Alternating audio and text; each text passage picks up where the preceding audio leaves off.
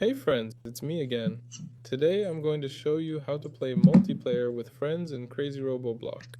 To do this, we definitely need to connect to the same Wi-Fi. Make sure you have the same Wi-Fi on both phones. On one of the phones, create a world. Click create a new world.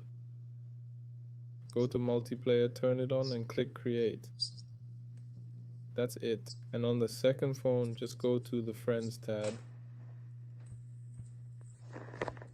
The world didn't even finish creating and I can already join in.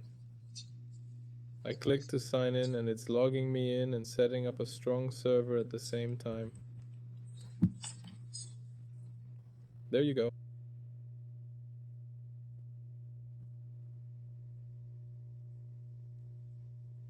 Here the world is also turning on.